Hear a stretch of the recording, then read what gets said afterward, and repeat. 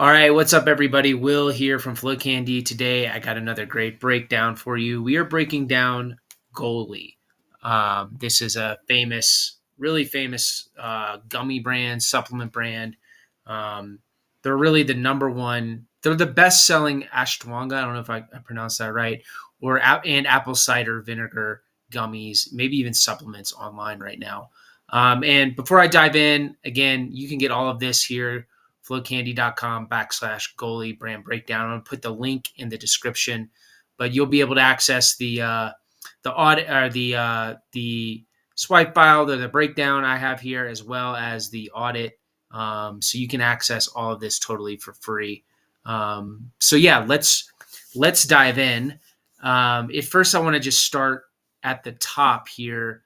This is an interesting one because this is a brand that scaled really massively. I think at one point in 2021, they were doing over $438 million. And then due to just issues with market, I think a part of it was like a COVID bump. There was a lot of brands bumped during or really surged during COVID, um, as well as some lawsuits that came in around claims that they were making. But basically, as well as demand dropping, maybe by 2023, their sales were barely over $100 million, which is still a ton of money. But it's just interesting to see a brand scale that much and have to um, scale back a little bit. And through um, that process, so that revenue dip, they had to restructure the company. I think they sold it. Um, One of the investors, the original investors, one of them was they bought him out. They brought in some equity partners. They did some bankruptcy restructuring. Now they have a new CEO in. Um, but even with through all of that, it's a very interesting business to dive into. They've got like a couple really solid revenue channels, and I want to dive into that. Um, so let's start with the audit. Not a ton of traffic, honestly, only 400,000 um, people are coming to their site a month, which, I mean, again, it's a lot, but, we'll break down some of the Kardashian brands that have like 5 or 10 million visitors coming a month. But as you see, as I go through this funnel, that this is not their only channel, but this is their D2C store. Top country is USA, but only 68%. They get a lot of international traffic. They are really pushing internationally. I've actually been in, or they're really pushing international expansion. I've actually been overseas. Like I think I was in Europe and I've been in Mexico and I think I've seen their products before. So this is a key growth path for them. Their top channel, 25% is coming from organic, 13% paid, 38% is coming direct. When it comes to their page landings, a lot of people are landing on the homepage, the Ashtwanga, and then the apple cider vinegar. But they also sell other products too. I bought the matcha one. They have melatonin gummies. You'll see as I go through their funnel breakdown, their D2C side, it's interesting what they're doing. I think a lot of it is coming in from Facebook, or might be getting tagged as direct, but a lot of it is I would consider like influencer, micro influencer sort of ambassador. Their ambassador coming in, traffic is coming into their ambassador program. But you can click on the links below. I have links to their ad campaigns here on Google and also their Facebook ads, library, TikTok, Instagram ads. As we move bottom of funnel and into retention, they don't do. There's not a lot of crazy stuff going on. Single opt-in, but no pop-up, no live chat. I couldn't get an email to pop up or an opt-in to pop up. They are using Attentive for email and SMS. So sometimes I have a hard time getting those Attentive pop-ups to pop up in private browsing. But yeah, I mean, you would think a brand like this, supplements, they might be doing some more upselling, cross-selling.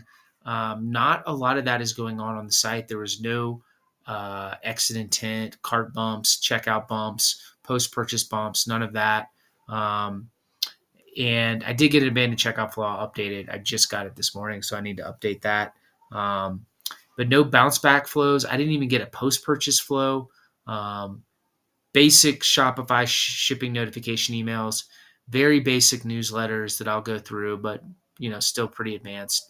And they're sending about six or seven newsletters a month with various different angles.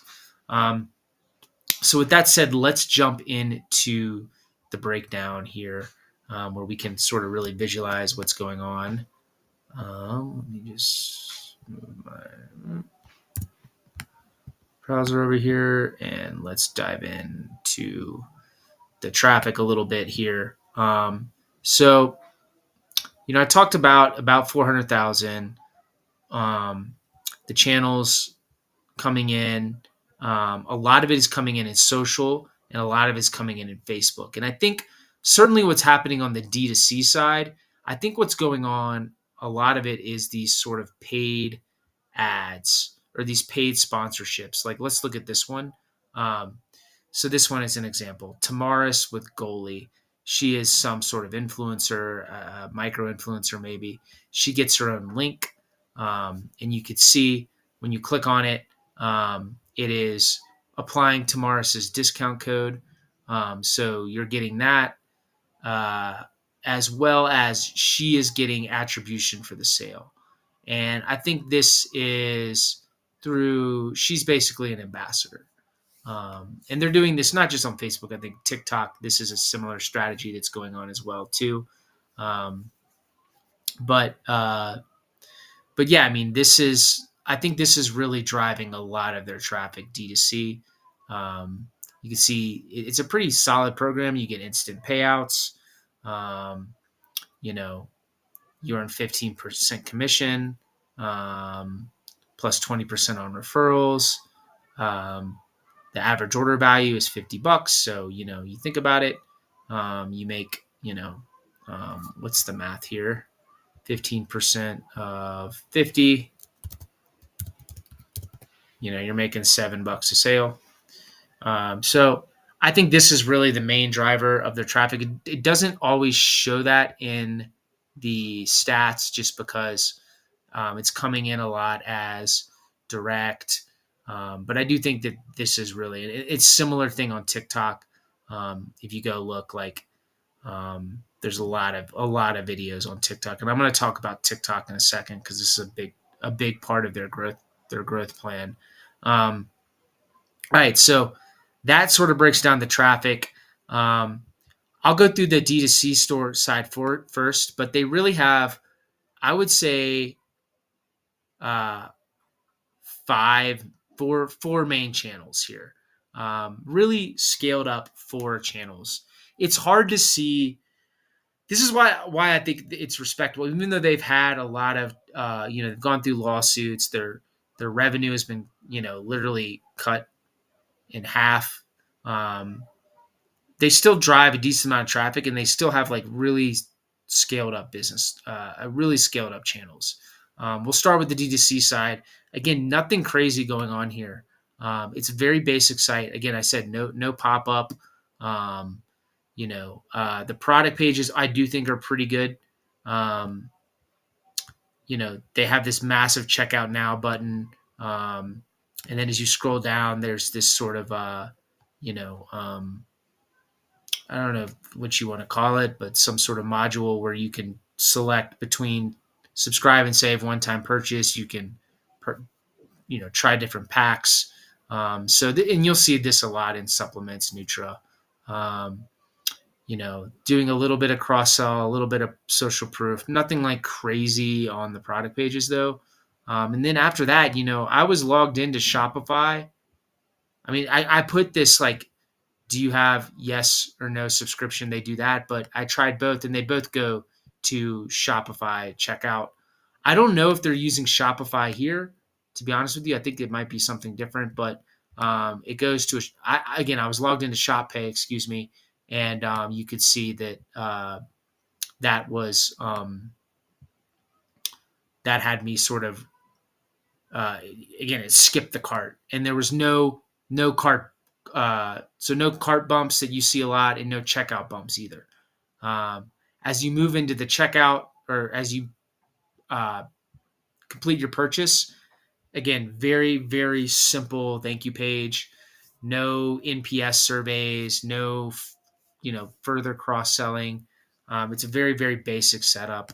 The transactional emails, again, they do send these Shopify standard transactional emails, order notification, out for delivery. It's been delivered. What's interesting though is they send you to an ebook post purchase that I got. They link to that, and I think this is very similar to what you get in the unboxing. I wouldn't even call this an ebook. I would call this just like a more like a giant cross sell pamphlet. I'm not sure how successful this is, but they do. It's interesting they use that. I have never seen someone send ebooks in. Normally you use them pre-purchase. Never seen them in transactional emails, but that was something they do. And then again, I think this ebook is very similar. I went through it to what you get in when you unbox. And the unboxing, this is one of the better ones I've seen in D2C. You've got stylized corrugated box. Um, you know, they're trying to cross sell you on the next order with scanning the QR code. The packaging is really really nice. It's bigger than you think if you've never seen their packaging, and then you get this sort of pamphlet that sort of cross sells all their other products. And I literally think this is the exact thing they're showing you in the post purchase flow. It's just in print. So that's what's going on there. And then there's the newsletters. The newsletters are pretty good. I mean, there's I didn't benchmark them here, but let's talk about some of the angles that they're using. So this is a text-based email they use, a recent one. These I recommend everybody do these text-based emails. They're easy to deploy. Oftentimes they have good click-through rates or better open rates sometimes than the more D2C style. But then they have, these D2C style emails like this one. This is what I would consider a product focused email on the Ashwanga. And this is a very, very good email here. You've got, showing the email, text, benefits and features, and some social proof. Here is a promotional email for Father's Day. They're using matcha. Pretty good email here. Also upselling on the 5-pack and then cross sell the beetroots. They do this a lot. This is a content-based email. 3 that you'll see them deploy these a lot. 3 sleep habits you're going to want to try tonight. And again, they're sort of, calibrating the content to the product they want to focus on, which is the sleep pack, and they give you a 3-pack and a 5-pack, and sort of price anchoring you a little bit here. They do this a lot. Can we get your number? I've seen a couple of these. They do this every couple months, like a text-based to subscribe to SMS email. My hunch is the reason they're doing this is because they're partnered with Attentive. And this is an angle. And I don't know if Attentive is totally running their email program. Sometimes Attentive has this white glove service that does that. But, I do like deploying these every once in a while. I do think that, the more you can enrich a profile in your CRM, and what I talk about enriching the profiles, the more information you can collect, typically that means the higher. It's not always one-to-one, but the higher the lifetime value will become. So what's likely going on here is they created a segment of people who are email subscribers but not SMS subscribers, and they're sending out an email for them to become SMS subscribers. And then when they become SMS subscribers, again, that's another touch point they can use in the CRM, and it further enriches the profile. I gave them points for this on an FAQ email. It's a very weird FAQ email. It's sort of like a mystery FAQ email. It's like I mean, there's no if, ands, or buts that if I click on this, I'm going to the apple cider vinegar. If I click on this, I'm going to the ashwagandha. If I click on this, I'm going to the, the matcha. But or the super greens, and then I'm going to super fruits. So, but I gave them points for this. Like, what gummy do you need right now? This is a great social proof email. Really, the apple cider vinegar. This is like the number one apple cider vinegar supplement, I think, if not definitely the number one apple cider vinegar gummies. They sell so many of these things. I'm going to talk about this a little bit more in their other channels, but this is a great, great social proof email. Loved it. Love how they're using the reviews. Just love the whole look and style of this email. Yeah, so that's a little bit about the newsletters that they're doing.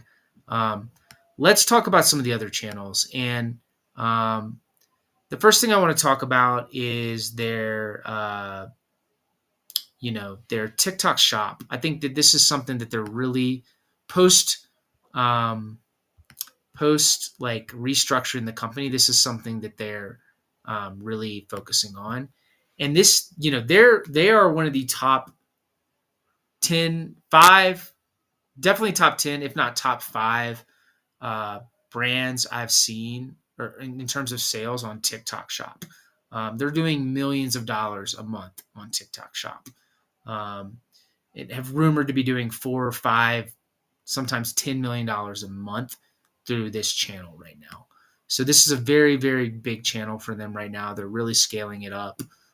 So I would, if you're interested in TikTok shop, this is a very emerging channel for a lot of e-commerce brands. I would study them. They're one of the top brands right now out there that are utilizing it.